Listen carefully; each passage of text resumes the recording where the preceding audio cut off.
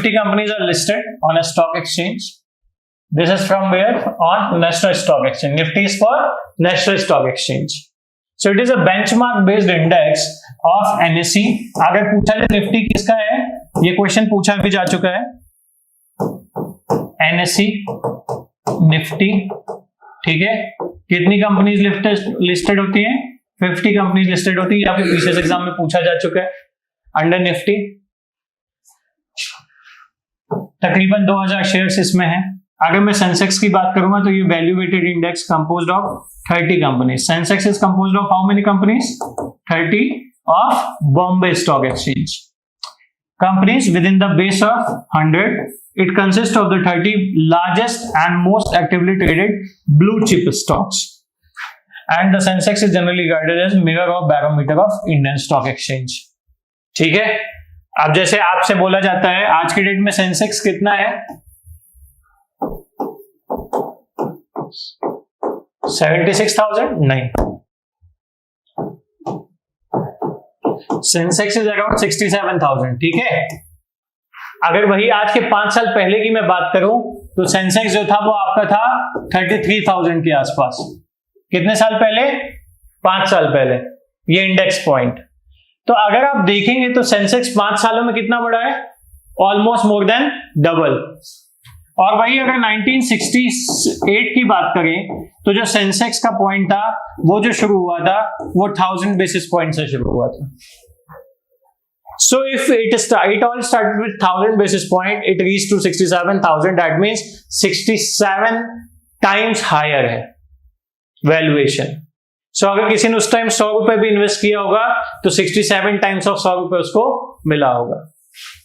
Thereafter Nifty की अगर बात करें तो Nifty started in 1994 with 1000 basis point. और ये 1000 basis point के with that it has reached to now around sorry, I'm not able to recall the data. Just see that date of Nifty and you will get it around 18,000 या 19,000 ऐसे ही something कुछ है. And that makes sense. I'll tell you how.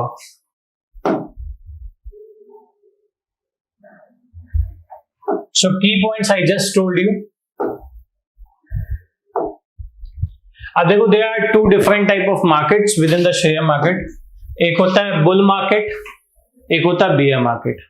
bear market को ये पता होता है, वो इन्वेस्टर होता है जिसको पता है कि शेयर मार्केट डाउन जाएगा और उसके अकॉर्डिंग वो अपनी इन्वेस्टमेंट्स को प्लान करता है. जैसे what people do is most of the people when buying share is desirable when the share market is down. जब शेयर मार्केट डाउन होगा तो खरीदना आसान पड़ेगा, आपको कम पैसे में शेयर्स मिल जाएंगे. And when you should sell the share when share market is at the higher side. Again the bull market is related to it is an investor who believes that the market will go optimistic, go up. And the stock market that is characterized by rising prices over a long period of time. For example, आपको पता है कि टाटा के shares जो है वो 2 साल बाद उनकी वैल्यू डेफिनेटली अच्छी खासी बढ़ेगी. So what you will do is you will become a bull market or a bull who will invest in Tata's shares. For example, Adani की शेयर्स बीच में बहुत डाउन हुए थे, तो जिन लोगों ने ये सोच के इन्वेस्ट किया था because Adani is a very big organisation और कंपनी टू फेल, तो अडानी में उस टाइम जो इन्वेस्ट करेगा वो कहां से आएगा? वो एज अ बीयर मार्केट के कॉन्टेक्स्ट में कहलाएगा. Clear? Next to it the securities and finance acts that I will tell you how and how they work. It is of financial assets के. When we talk about securities and financial assets, it is important from examination point of view, especially UPSC point of view, because question have been asked on the debenture, on convertible debenture, to some extent preferential and equity shares and commercial paper. They have included a statement and that statement they have asked the question. So now I want to draw your attention towards securities. I just told you about securities also. Securities को ये समझो, again they are piece of paper plus promise. Promise क्या होता है, भैया इतने time के बाद you will get this much of return, they are securities. And securities are also subject to market risk if they are of private sector. ठीक है, clear? अब समझिएगा, सिक्योरिटीज भी दो टाइप की होती हैं, बॉन्ड और shares. Bonds are what? Bonds are a pledge paper. For example, अगर आपको एनएससी याद होगी, national saving scheme, national saving certificate, या किसान विकास पत्र, बचपन में आपके बाबा दादा दादी ने आपके लिए कुछ जमा किया होगा. इंदिरा विकास पत्र, किसान विकास पत्र, क्या होता था, आप एक पर्टिकुलर अमाउंट जमा करते थे, फॉर एग्जाम्पल मान लीजिए 10,000 रुपीज, तो वो आपको ये प्रॉमिस देते थे या ये प्लेज करते थे कि मैं खाता धारक को इस 10,000 रुपए के बदले तकरीबन 20,000 रुपए 7 से 8 वर्ष बाद दूंगा, जो अब टाइम पीरियड बढ़ चुका है. एनएससी के लिए 5 वर्ष होता था. Those were bonds. The new form of bonds are 2 different parts. One is the government treasury bills which are short term, and another is dated securities जिसको आप FD भी कहते हो या RD वगैरह कहते हो. These are medium and long term securities. अब इस कॉन्टेक्स्ट में आपको समझना पड़ेगा what all these are and how all this work. ठीक है, जब मैं ट्रेजरी बिल्स की बात करता हूं तो ट्रेजरी बिल्स मैंने आपको बताया था, they are what? They are government bills. ये गवर्नमेंट बिल्स शॉर्ट टर्म होते हैं, मान लो 91 डेज के हैं या लेस देन 6 मंथ्स के हैं. व्हाट इट डज, गवर्नमेंट ये बिल्स किसको देती है? बैंक्स को देती है, और बैंक्स क्या करते हैं, इस ट्रेजरी बिल के बिहाफ पे पेमेंट करते हैं.